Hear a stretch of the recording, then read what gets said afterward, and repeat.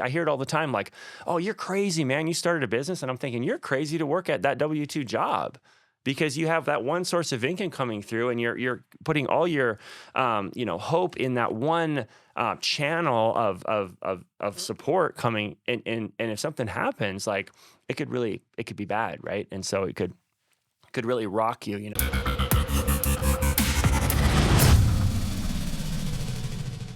What's up, everyone? This is Own the Exit. This is a podcast for entrepreneurs. We get a lot of business people on here, a lot of different consultants in the business industry, and all kinds of real estate and sales and direct marketing and all kinds of different business ventures. And I love it. I'm an entrepreneur myself. My name's Aaron Leatherdale. I am the co-host of this podcast, and today's actually a solo episode. So I wanted to share with you 5 reasons why you should quit being an entrepreneur.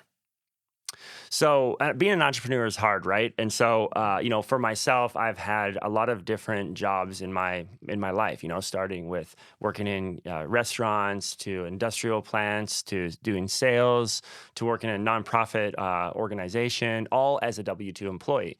And at the same time, I've also started multiple businesses. 100% entrepreneur.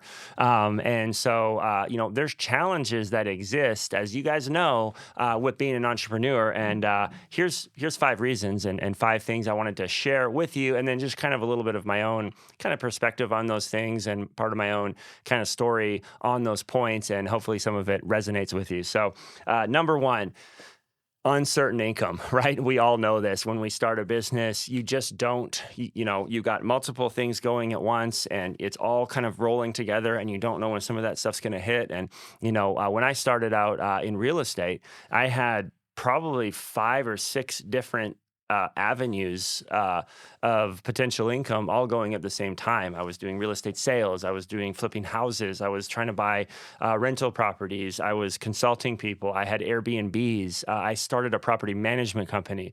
I was doing all these different kind of channels within real estate because I didn't know if any would work out. So the entire time I'm like, every single one of these things could just fail, but maybe one of them works out. And so I couldn't put all my eggs in one basket. And I've since kind of gotten more streamlined into kind of one area of real estate. But uncertain income it's crazy. So there's, I remember, I don't recommend this, but the first house I bought, well, not my first house, but it was our first Airbnb, actually maxed out a credit card and used that for the down payment, and then did some other kind of creative things kind of behind the scenes.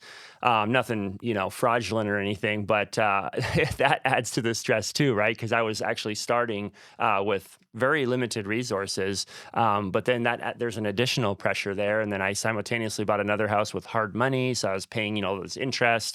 Contractors went bad, it went really, really sideways and ended up taking a year to renovate a house. I'm kind of ashamed to say, but those are experiences that add crazy amounts of pressure, and you don't know when you're going to get paid, and you're, trying to live, trying to support a family, and simultaneously trying to make the business work. So uncertain income. Number 2, no fixed working hours. You guys know this. My joke is an entrepreneur is somebody who will work 80 hours a week for themselves so they don't have to work 40 hours a week for someone else. And that's, been true at times in my, entrepreneurial journey. I try to work 40 hours a week or, even less, but it just varies, and as an entrepreneur or a business owner, you get hit with challenges or I call them waves, right? It's another wave that comes in and, you got to deal with that. And sometimes it means working odd hours or handling situations that are not within the normal, time that you'd set to work. And you just kind of have to do it. And if you don't, then, the business could, suffer. But then there's also times when it's slower, right? So I use the wave analogy with my wife because I'm like, hey, there's going to be another wave at the end of this month because we got this closing or whatever it might be. But then we got a time where, it's more calm, but it's uncertain, and, I could get a call today with something that needs to be dealt with that could kind of change what I wanted to do as far as, my working hours. So number 3, risk of failure. We all know this as entrepreneurs, and actually I like it. I like the risk of failure. Like, I don't like the safety net. I like to make a decision, and if and just suffer the consequences of that decision. So for me, that's something that kind of motivates me, and if I fail, then I'm like, it was my fault. Like the steps I took were not the right ones. And of course there's unforeseen circumstances and everything too. But that's something that, as a business owner, entrepreneur, like that can be motivating, but there are those times too where it's like, there's literally been times when I'm like, I don't know if I'm like on the verge of the entire business just failing because of uh, external factors sometimes, and so we have that as entrepreneurs, right? But as you start a business and as it gets going and as you build a team and you get established and, as years go by, the risk of failure can decrease.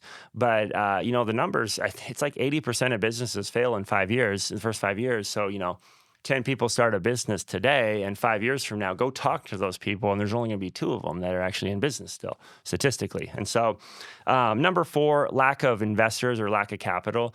This is huge, and this is something that I've kind of learned because my mindset has always been equity.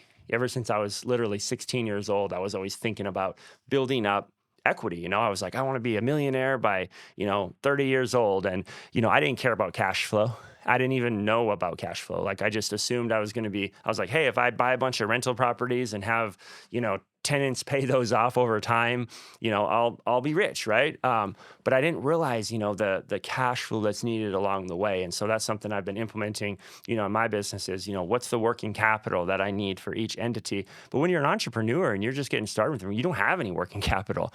Some people do if they maybe were able to pull it from somewhere else. But for me, I grinded and clawed and scratched my way to a place where I have working capital for the various entities and businesses that I have that is sufficient for, that's forecasted ahead for, 3 months or 6 months or 12 months even, across the whole year.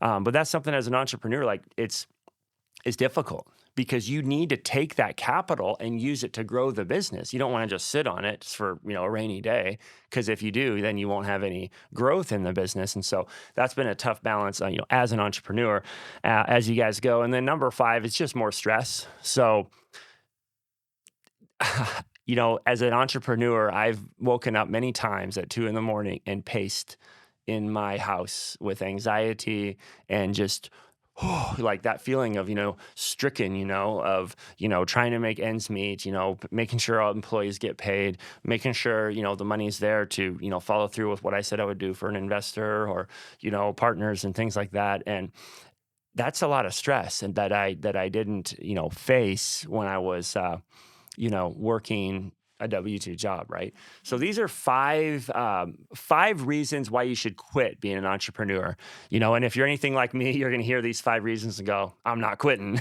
right? That's what entrepreneurs do. They don't quit. There's a saying, winners are just losers that didn't quit. And so I think that really applies, in entrepreneurial journey, right? Is that resilience, that tenacity. But here's what I want to say, because, the statistics I've read is about 13% of people in the United States are entrepreneurs. So that means about 87% are W-2, and there's, of course, nothing wrong with that. That's very suited for a lot of people. But what I want to say is these 5 reasons that I just shared with you, those challenges actually exist when you're working a W-2 job as well. Just in a little bit different form, though. So let me run through those. Uncertain income. You might be getting a salary, but you don't know when somebody's going to lay you off, when the company's going to change, when you're going to get fired, when maybe your hours will get cut. I know a guy who worked about 60 hours a week for like over 5 years, 6 years for his company. Super loyal, super good guy, just grinding to the point where he was almost kind of burning out. And then all of a sudden he just got laid off and had nothing and wasn't valued. So to me, that's uncertain income. It's all of your eggs being in one basket. You're getting your entire check from one source that could be, could just decide they're not going to give it to you. And there's not really much recourse you can do. So, that challenge exists when you're working a W-2 job. Number 2, no fixed working hours. depending on what kind of job you have, whether you're salary, whether you're management, whether you're, working your way up in the company, or there's a lot of times no fixed working hours, and, there's been a few times where I've had a conversation with my wife, like, I was like, oh, I'm sorry, I had to work this one time slot, that was outside of the norm. But that exists when you're working a W-2 job as well. Your boss could call you and say, you got to come in on Saturday. And, it happens quite frequently in the workplace. And, of course, you could try to turn that down or not accept that, those hours, but you might not have a job, right? Or you might get kind of demoted or not move up with that company. Risk of failure, you don't have that risk of failure because you don't own that company, but that company could shut down, right? We just said that in the first 5 years, 80% of businesses shut down. So if 10 people start a business, there's only going to be 2 5 years from now. Well, those 8 businesses that shut down, what if you're working for one of them, right? So that risk of failure, it hits the business owner and the entrepreneur, but it really affects the employees too. And that uncertainty and that risk falls on the people that are doing the work. And so, I would argue that challenge exists when you're a W-2 worker. Number 4, lack of capital doesn't really apply too much when, you're working a W-2 job. But again, if that business is not well capitalized or have the working capital, everything we talked about as an entrepreneur, the employees are suffering. You're at risk if you're a W-2 employee.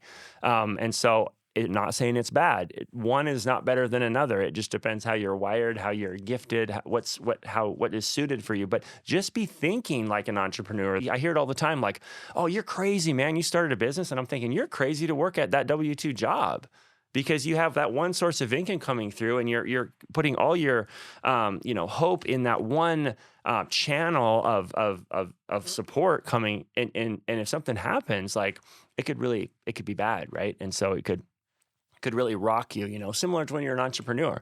And then number 5, more stress. And I would say there's stress when you're a W-2 employee. It's a different kind of stress. When I was a W-2 employee, I never woke up at 2 a.m. pacing in my living room with anxiety in my stomach, So I did not experience that level of anxiety or stress, but I had pressure at some of these jobs. I had, people yelling at me, deadlines that weren't, met, depending on the job I was in. Again, I've worked, like I said earlier, diverse, types of different roles. It'd be surprising if it told you all the jobs I've actually worked as a W-2 employee. But there's stress and there's pressure there too. And a lot of people just can't wait for the weekend because they don't have to go back to that W-2 job until Monday at 8 a.m. And so, 5 reasons why you should quit being an entrepreneur, but that those same reasons and those same challenges exist in working a W-2 job as well, right? These 5 challenges, they don't go away. They don't disappear. They don't go away. They just take a different form depending on where you are. And so obviously, I'm talking to you guys. You got a bunch of entrepreneurs here. This is what we do. We push through challenges. We when somebody throws an obstacle or a snag at us, we just figure it out, right? So for that reason, I'm happy to be an entrepreneur, but I wanted to throw these ideas out or these thoughts just as talking points and to get you guys thinking. And so thank you so much for tuning in to another episode of Own the Exit. Really appreciate your support. If you're on iTunes or Spotify, please leave us a review. Really helps just kind of boost our, rankings on those platforms so that we can be seen by more people, help more people. And just appreciate you guys tuning in. Have a great day.